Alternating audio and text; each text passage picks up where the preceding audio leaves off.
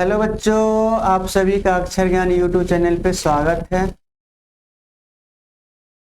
तो हम लोग जिस कड़ी को पहले पढ़ रहे थे उसी कड़ी को आगे बढ़ाने की कोशिश कर रहे हैं, जिसमें हम लोग कर चुके थे बिहार बोर्ड के संस्कृत पुस्तक, जिसमें से कुल 5 अध्याय हम लोगों ने कंप्लीट कर लिया। आज हम बात करने वाले हैं अगले अध्याय का। तो अगला अध्याय आपके सामने प्रस्तुत है, अध्याय 6 यानी छठा लेसन, जो हमारे संस्कृत पुस्तक का है, जो बिहार बोर्ड 10वीं वर्ग के लिए बहुत ही इम्पोर्टेंट है। पुस्तक का नाम हम हमेशा बता रहे हैं प्यूषम है, जिसका छठा लेसन आज हम लोग करने वाले हैं भारतीय संस्कारा। और भारतीय संस्कारा पढ़ने का उद्देश्य यही है कि हम लोग थोड़ा बहुत संस्कार से परिचित हो जाए और हमारे यानी सबों को जीवन में, मानव के जीवन में होने वाले संस्कारों के प्रति कुछ ज्ञान होना भी चाहिए, और संस्कार का हमारे जीवन में क्या योगदान है और इसका क्या महत्व है, इसका परिचय होना बहुत ही आवश्यक है। और ये चैप्टर परीक्षा के दृष्टिकोण से भी बहुत ही महत्वपूर्ण है और हमारे जीवन में भी बहुत ही महत्वपूर्ण योगदान देता है। कौन सा? संस्कार। जो हम लोग करने वाले हैं भारतीयों के संस्कार के बारे में, जो हम इसका हिंदी व्याख्या आपके सामने प्रस्तुत कर रहे हैं। तो चलिए हम लोग चलते हैं आगे इसके पाठ परिचय पे। तो पाठ परिचय में कह रहा है,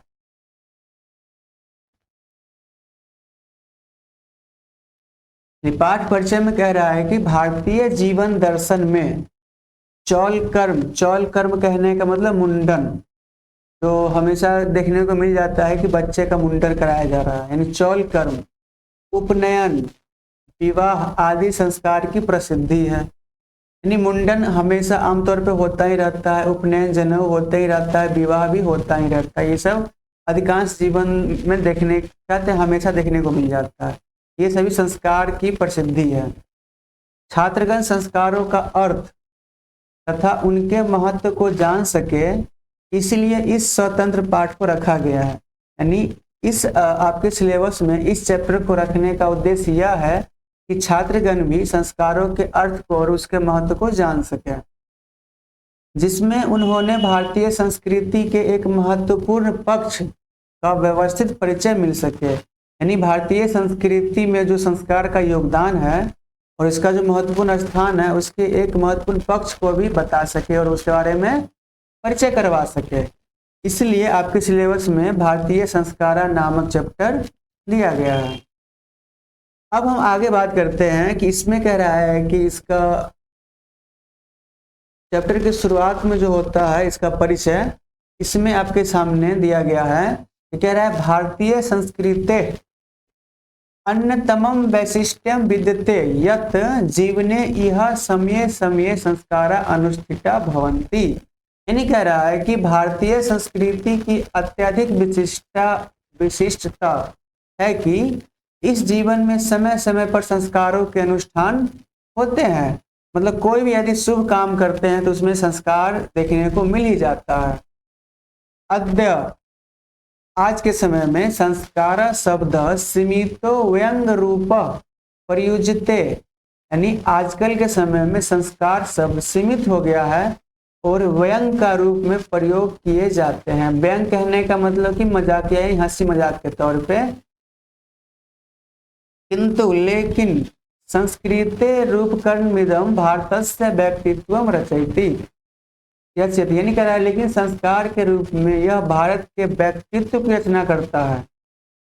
संस्कार जितना आज व्यंग के रूप में देखने को मिल रहा है, उससे कहीं ज्यादा ये भारत के व्यक्तित्व की रचना करता है। संस्कार विदेशे निवसंतो भारतीय संस्कारान प्रति उन्मुखा जिज्ञासवस्त, यानी कह रहा है कि जो लोग विदेश में बस गए भारतीय लोग, उन लोगों का संस्कारों के प्रति उन्मुख जिज्ञासु है। मतलब वे लोग क्या होते हैं, संस्कार के प्रति बहुत ही जिज्ञासु रहते हैं और वहाँ अपना संस्कार को भूलते नहीं हैं, बल्कि अपने संस्कार का पालन भी करते हैं और उनको जीवित भी रखते हैं।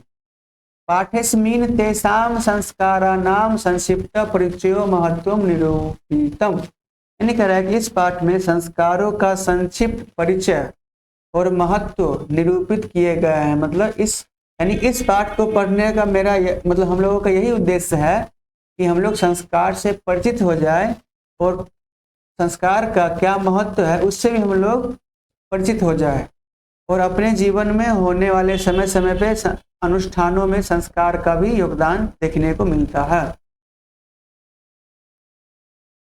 तो अब आगे कह रहा है कि भारतीय जीवने प्राचीन कालतः संस्कारा महत्वम धारयन्, यानी कह रहा है कि भारतीय जीवन में प्राचीन काल से ही संस्कारों के महत्व को धारण किए हुए हैं।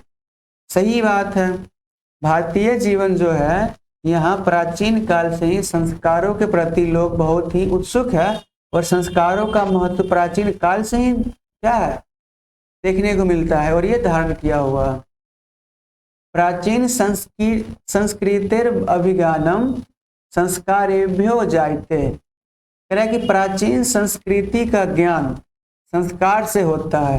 मतलब हमारी जो प्राचीन संस्कृति है इसका ज्ञान संस्कार से ही होता है। यानी संस्कार से भी हम लोग पढ़े ही हैं कि संस्कार से क्या होता है, भारत के व्यक्तित्व का विकास होता है। जब भारत के व्यक्तित्व यानी इतनी बड़ी बात संस्कार से होता है तो प्राचीन संस्कृति का ज्ञान संस्कार से ही होता है। आय कह रहा है कि अत्र यहाँ ऋषिनाम कल्पनासीत यत् जीवनस्य सर्वेषु मुख्यावसरेषु वेद मंत्र नाम पाठ, यानी यहाँ ऋषियों की कल्पना थी। कहाँ, यहाँ ऋषियों की कल्पना थी कि जीवन के सभी मुख्य अवसरों पे, जीवन के सभी मुख्य अवसरों पे वेद मंत्र नाम पाठ, वेद मंत्रों का पाठ करें, आशीर्वाद और बड़े बुजुर्ग लोगों का आशीर्वाद ग्रहण करें, होम यानी हवन एवं परिवार सदस्य नाम सम्मिलनम च भवेत्, और परिवार के सदस्य आपस में सम्मिलन यानी मिलजुल के एकजुटता में रहें। इससे भी संस्कार का परिचय मिलता है। आगे बात आती है कि कह रहा है कि तत सर्वम संस्कारान अनुष्ठाने संभवती, तभी क्या करते हैं, ऐसे सभी संस्कार के अवसर पर ही संभव है।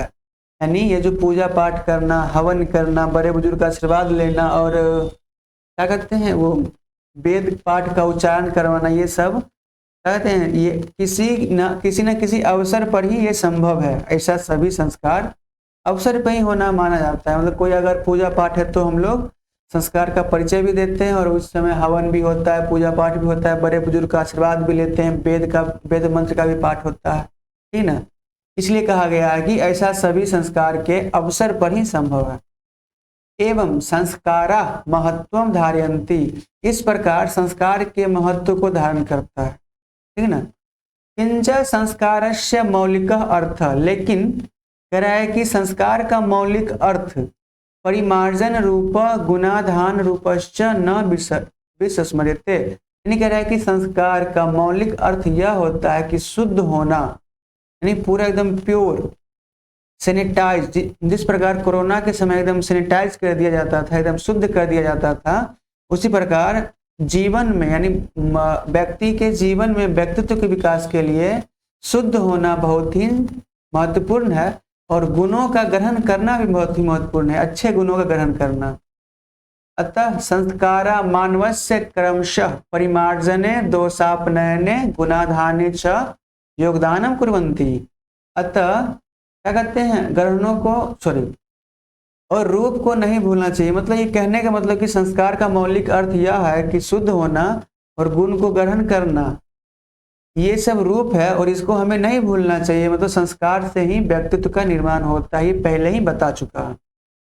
इसलिए क्या कहता है कि सभी संस्कार मानव के क्रम से बारी बारी से शुद्ध करने में, दोषों को दूर करने में और गुणों को ग्रहण करने में क्या करता है, योगदान देता है। कौन, संस्कार।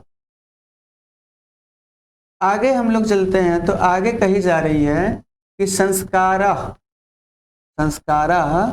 प्रायेण पंच विद्या संति, संस्कार मूलतः 5 प्रकार के होते हैं। संस्कार मूलतः 5 प्रकार के होते हैं।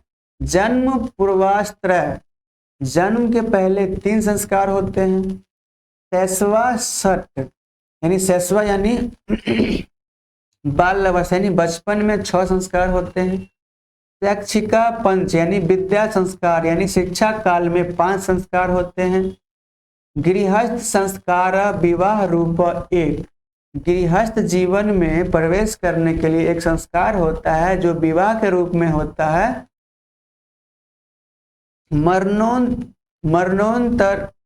मरणोत्तर संस्कार 21 यानी कह रहा है और एक मरने के बाद होता है, मरने के बाद एक संस्कार होता है। एवं 16 संस्कार भवंती, इस प्रकार कुल 16 संस्कार होते हैं। तो अभी हम लोगों ने पढ़ा कि संस्कार 5 प्रकार के होते हैं और कुल संस्कार 16 होते हैं।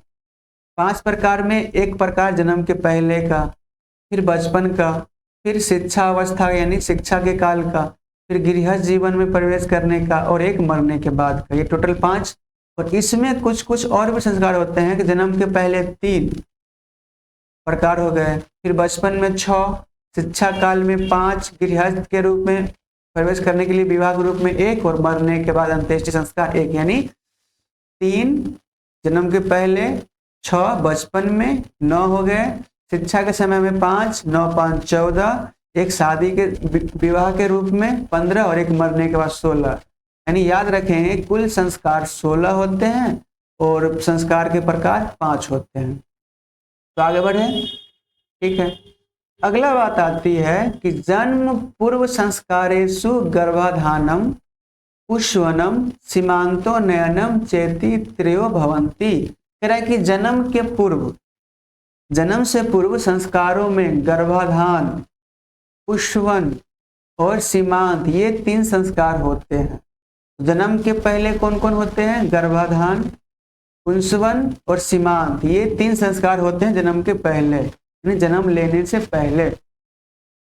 अत्र गर्भ रक्षा गर्भस्थस्य संस्कार आरोपणम गर्भावतस्य प्रसन्ना चेति प्रयोजनम कल्पितमस्ति। अब इस संस्कार को मनाने का मुख्य उद्देश्य यह है कि यहाँ क्या होता है, यहाँ गर्भ रक्षा मतलब यदि कोई बालक गर्भ में आता है यानी यदि कोई बच्चा गर्भ में आता है तो उसकी रक्षा करना, रक्षा के लिए। उसके बाद गर्भ में शिशु का संस्कार विद्यमान हो, यानी कहते हैं गर्भ से ही वो क्या करे, बच्चे में संस्कार का विकास हो। और गर्भवती स्त्री की प्रसन्नता यानी जो गर्भवती स्त्री है यानी जिनके गर्भ में बच्चा पल रहा है उस स्त्री की प्रसन्नता के लिए, खुशी के लिए ये सब संस्कार का आयोजन किया जाता है।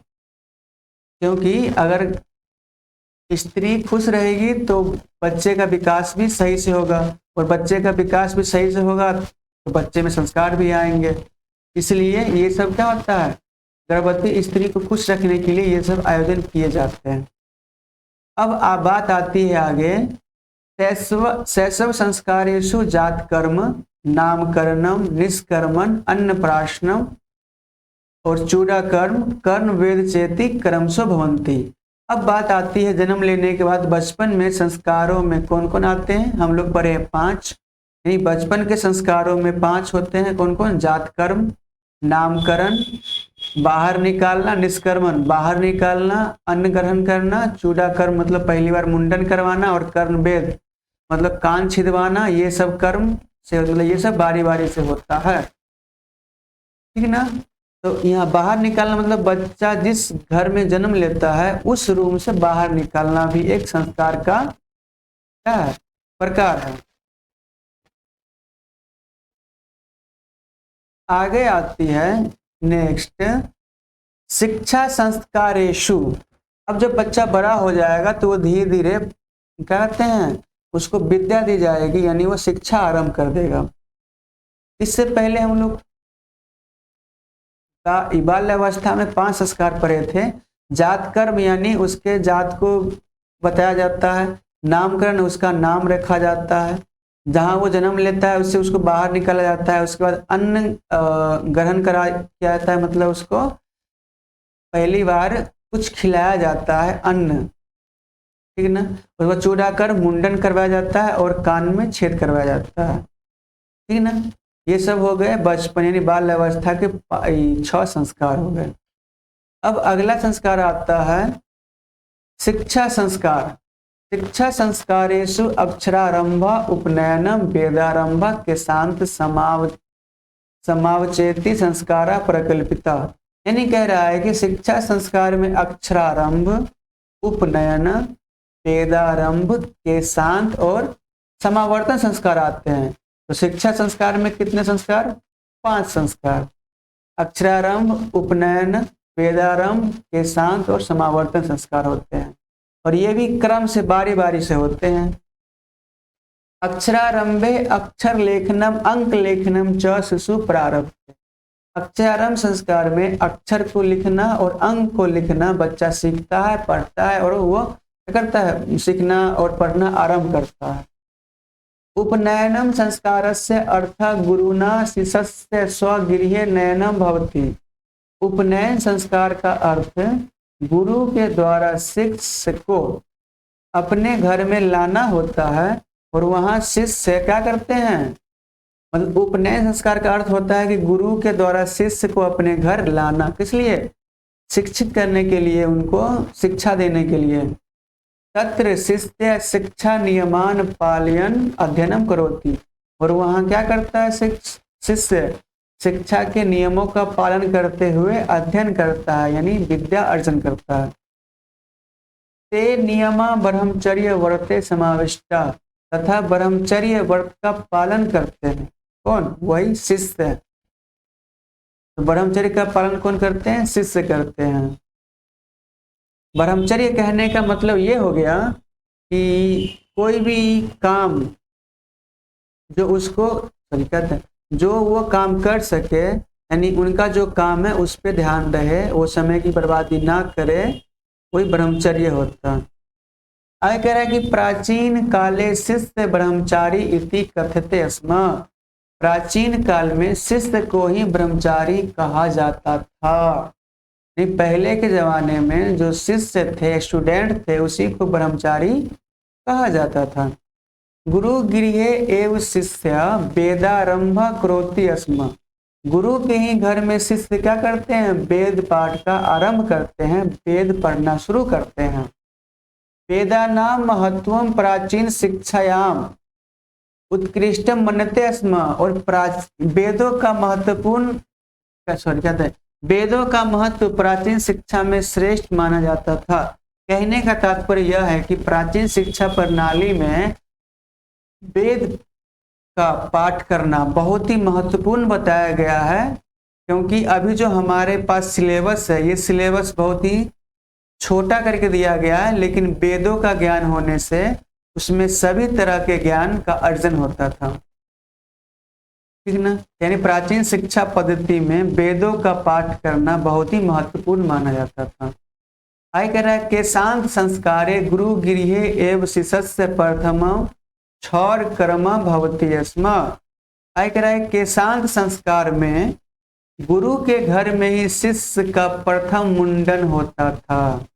मतलब पहले गुरुकुल में ये परंपरा थी कि जो भी स्टूडेंट यानी जो भी शिष्य रहेगा उन सभी का क्षौर कर्म यानी मुंडन कराया जाएगा और उनको एक वस्त्र सैफ्रॉन कलर यानी भगवे कलर का वस्त्र दिया जाएगा और सभी शिष्य वहां पे समान तरीके से व्यवहार किए जाएंगे और सभी अध्ययन करेंगे, ठीक है ना। कोई ऊंच नीच का भेद नहीं होता था। वही कह रहा है अब के शांत यानी गुरु के घर में ही पहला बार शिष्य का प्रथम मुंडन होता था, वो के शांत संस्कार के अंतर्गत आता था। अत्र गोदानम मुख्यम कर्म। इसमें गोदान मुख्य कर्म होता था। किसमें? के शांत संस्कार में गोदान मुख्य कर्म होता था। अतः साहित्य ग्रंथेषु अस्य नामांतरम गोदान संस्कारो अपि लभ्यते। अतः साहित्य ग्रंथों में इसका दूसरा नाम गोदान संस्कार भी मिलता है। यानी के शांत संस्कार में गाय का दान होता था, गोदान, और इसका दूसरा अन्य नाम साहित्य ग्रंथ में भी मिलता था, क्या? गोदान संस्कार।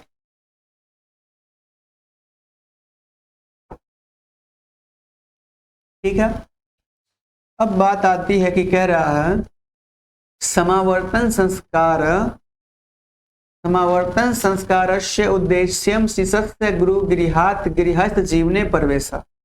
अब बात आती है जब शिक्षा पूरी हो जाती थी तो सब दिन तो वो गुरु के घर में रहेगा ही नहीं, तो वो अपने घर भी आएगा और अपना जीवन आगे बढ़ाएगा। इसलिए एक और संस्कार होते हैं समावर्तन संस्कार, जो शिक्षा के अंतर्गत ही आते हैं। इसमें इसका मुख्य उद्देश्य यह होता है कि गुरु के घर से अलग होकर क्या करना, गृहस्थ जीवन में प्रवेश करना होता था। मतलब पढ़ाई पूरी करने के बाद शिष्य गृहस्थ जीवन में प्रवेश करता था, जो समावर्तन संस्कार का उद्देश्य था। शिक्षावसाने गुरु शिष्यान उपदिश्य गृह्यम प्रेषयति। कह रहा है कि शिक्षा की समाप्ति पर गुरु शिष्य को उपदेश देकर भेजते थे। जैसे आजकल होता है फेयरवेल, ये कहते हैं मतलब पूरा कंप्लीट होने के बाद उनको एक बार अंतिम दिन कुछ जीवन की कुछ बातों से अवगत कराया जाता था कि आगे के जीवन को कैसे जीना है, कैसे चलना है। यही सब पहले भी था। तो यही कह रहा है कि शिक्षा की समाप्ति पर गुरु शिष्य को क्या करते थे, उपदेश देकर भेजते थे। और क्या देकर भेजते थे, उपदेशेषु प्रायेण जीवनस्य धर्म प्रतिपादन थे। और उपदेश जो देते थे वो प्राय जीवन के कर्तव्यों को बताया जाता था।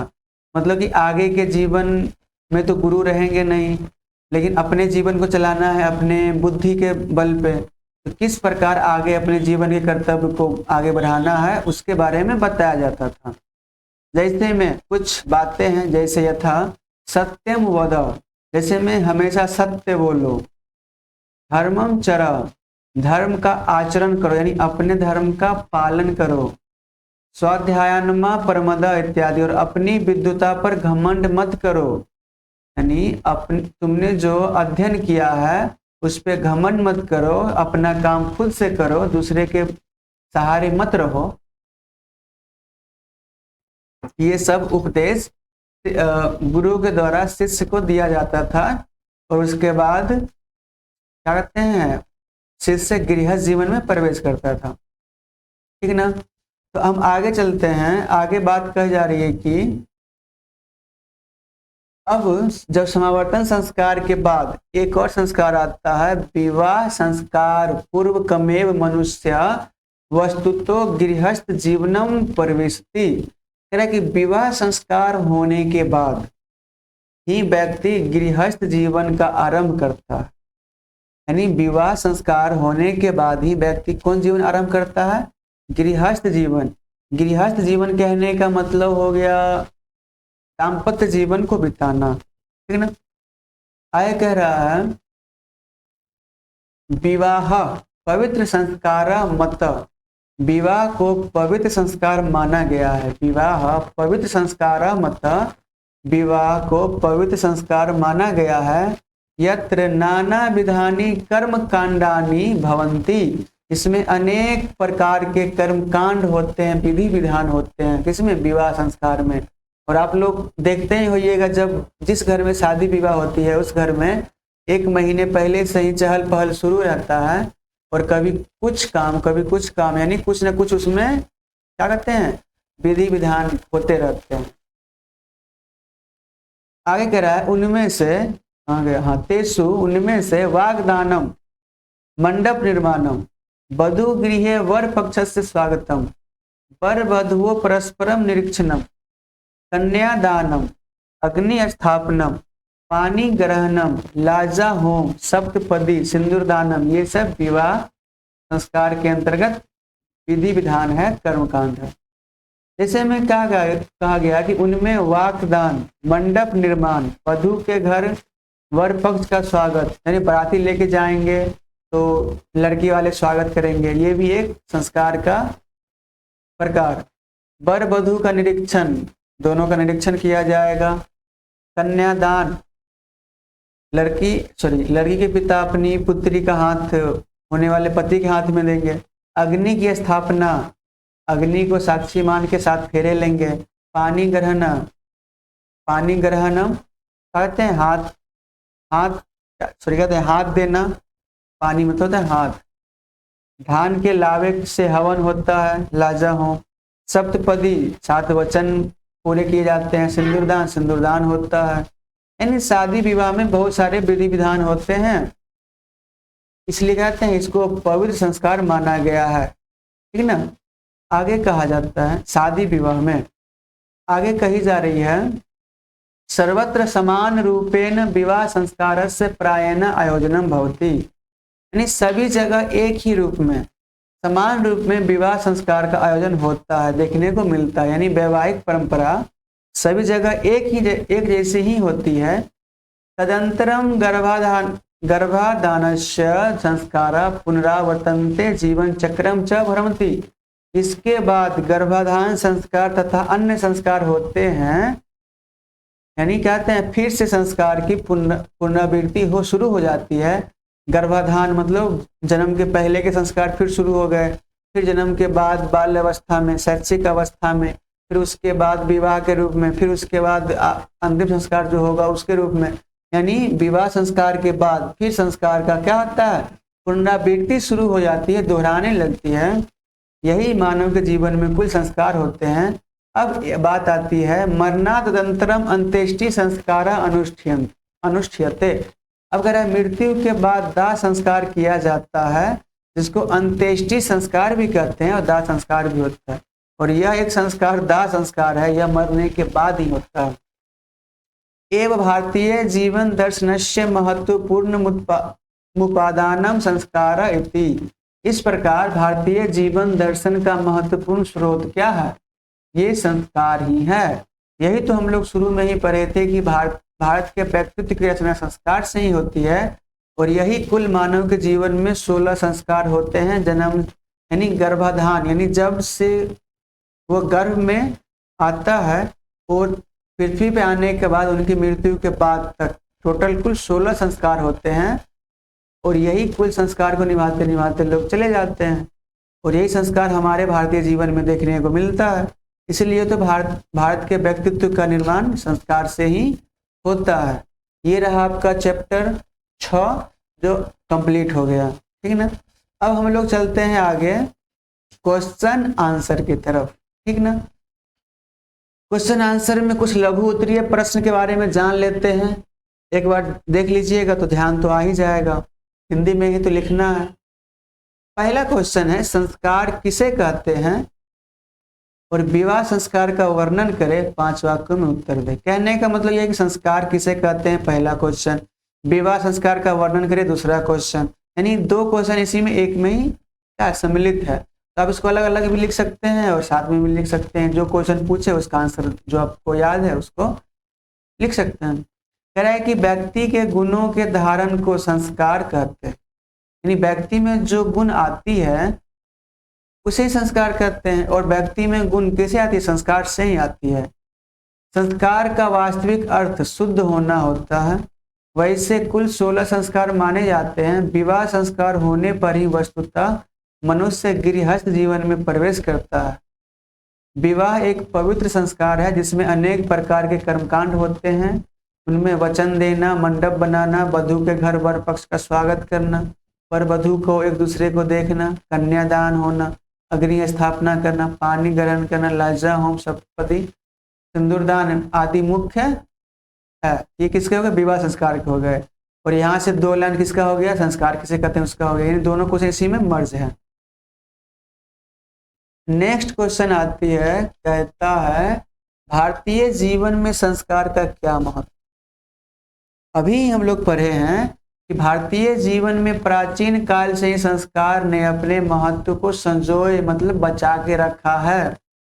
यहाँ ऋषियों की कल्पना थी कि जीवन के सभी मुख्य अवसरों में वेद मंत्रों का पाठ, बड़ों का आशीर्वाद, हवन एवं परिवार के सदस्यों का सम्मेलन होना चाहिए। संस्कार दोषों को दूर करता है और भारतीय जीवन दर्शन के महत्वपूर्ण स्वरूप संस्कार है। और एक और बात आती है कि भारत के व्यक्तित्व का निर्माण संस्कार से ही होता है। इसलिए भारतीय जीवन में संस्कार का बहुत ही महत्वपूर्ण है, बहुत ही महत्व है। नेक्स्ट क्वेश्चन आती है 3 नंबर, शैक्षिक संस्कार कौन कौन से हैं। हम लोग पढ़े हैं कि शैक्षिक संस्कार 5 प्रकार के, शैक्षिक संस्कार में कुल 5 होते हैं, जिसमें से पहला अक्षरारंभ, उपनयन, वेदारंभ, मुंडन, समावर्तन संस्कार, ये 5 होते हैं शैक्षिक संस्कार के प्रकार हो गए। अगला क्वेश्चन है, भारतीय संस्कार पाठ में लेखक क्या शिक्षा देना चाहते हैं? इस पाठ में लेखक यही शिक्षा देना चाहते हैं कि संस्कार के पालन से ही व्यक्तित्व का निर्माण होता है। बहुत अच्छा। संस्कारों का उचित समय पर पालन करने से गुण बढ़ते हैं, ये भी पता है, और दोषों का नाश होता है। दोष यानी अवगुण। भारतीय संस्कृति की विशेषता संस्कारों के कारण ही है। लेखक हमें संस्कारों का पालन करने का संदेश देते हैं। इस मतलब संदेश मतलब क्या? संदेश देते हैं मतलब कि आप संस्कार का पालन करिए और आपके अंदर व्यक्तित्व का निर्माण होगा, अच्छे व्यक्ति आप बन के निकलेंगे अपने जीवन में। नेक्स्ट क्वेश्चन आती है 5 नंबर, भारतीय संस्कार पाठ के आधार पर स्पष्ट करें कि संस्कार कितने हैं तथा उनके नाम लिखें। ये हो गया। या संस्कार कितने हैं और कौन कौन है, या सभी संस्कारों के नाम लिखे। बात एक ही है, सभी का आंसर एक ही है। संस्कार कुल 16 होते हैं। जन्म से पहले 3, गर्भाधान, पुष्पन और सीमांत। उसके बाद शैशवावस्था में 6, जात कर्म, नामकरण, निष्कर्मण, अन्नप्राशनम, चूड़ा कर्म, कर्णवेद। उसके बाद शैक्षिक अवस्था में 5, अक्षरारंभ, उपनयन, वेदारंभ के साथ समावर्तन। उसके बाद गृह जीवन यानी यौवना अवस्था, गृह जीवन में प्रवेश करने के लिए विवाह संस्कार के रूप में होता है, और व्यक्ति के मृत्यु होने के बाद एक दाह संस्कार के रूप में यानी अंत्येष्टि संस्कार होता है। सबसे अंतिम संस्कार दाह संस्कार होता है। कुल इस प्रकार आपके हो गए 16 संस्कार हो गए। अगला क्वेश्चन है कि 6 नंबर में, केशांत संस्कार को गोदान संस्कार भी क्यों कहा जाता है? हम जानते हैं केशांत संस्कार जो होता है वो गुरु के घर में ही पहली बार जो मुंडन होता है वही केशांत संस्कार कहलाता है, और इसमें गोदान मुख्य कर्म है। क्या है? गोदान, गाय का दान करना मुख्य कर्म है। यानी केशांत संस्कार में गाय का दान करना मुख्य कर्म है। अतः साहित्य ग्रंथों में इसका दूसरा नाम गोदान संस्कार भी मिलता है। यानी केशांत संस्कार का ही अन्य नाम गोदान संस्कार है। नेक्स्ट क्वेश्चन कह रहा है कि भारतीय संस्कार पाठ में लेखक का क्या विचार है? लेखक का यही विचार है कि सभी लोग संस्कार का पालन करें और अपने व्यक्तित्व का निर्माण करें और अपने जीवन को अच्छे ढंग से जिए, चाहे वो भारत में रहे, चाहे वो भारत के बाहर विदेशों में भी रहे। ठीक ना। नेक्स्ट क्वेश्चन आती है 8 नंबर, भारतीय संस्कार पाठ के आधार पर बताए कि संस्कार कितने हैं तथा जन्म के पूर्व संस्कारों के नाम लिखिए। तो क्वेश्चन अभी हम लोग तुरंत पीछे करके आए हैं, इसमें थोड़ा ही पूछा है तो ये याद होना ही चाहिए। गर्भाधान, पुष्पन और सीमांत। लास्ट क्वेश्चन होता है आपका नेक्स्ट, शिक्षा संस्कार का वर्णन करें तथा शैक्षिक संस्कार कितने हैं। ये भी हम लोग करके आए कि शिक्षा संस्कार में से अक्षरारंभ, उपनयन, वेदारंभ, मुंडन और समावर्तन, ये टोटल कुल 5 होते हैं। इसका उद्देश्य यही होता है कि बच्चा अक्षर और अंक लिखना पहचानना सीख ले, उसके बाद धीरे धीरे वो क्या करते हैं, वेद का पाठ करे और शिक्षा के नियमों का पालन करते हुए शिक्षा को ग्रहण करे। उसके बाद केशांत संस्कार यानी जो पहला बार मुंडन होता है वो केशांत संस्कार के बाद समावर्तन संस्कार यानी पढ़ाई पूरी होने के बाद समावर्तन संस्कार, और ये होने के बाद वो गुरु के घर से अलग होके क्या करेगा, अपने गृहस्थ जीवन में प्रवेश करेगा विवाह संस्कार के बाद। ये तो है तुम्हारा शिक्षा संस्कार का वर्णन। आगे आती है, चलिए ये आपका लास्ट था। इतना समय देने के लिए बहुत बहुत बहुत धन्यवाद। तो आई होप, मैं आशा करता हूँ कि आप लोगों को ये चैप्टर यानी भारतीय संस्कार आपको समझ में आई होगी और इससे बनने वाले प्रश्न भी आपसे हल हो रहे होंगे, और इसके बाद आप लोग परीक्षा में अच्छे से इसका रिवीजन करने के बाद एक भी प्रश्न छूटने का उम्मीद है भी नहीं और ना ही छूटेगा। तो चलिए हम आपसे लेते हैं विदा। जय हिंद।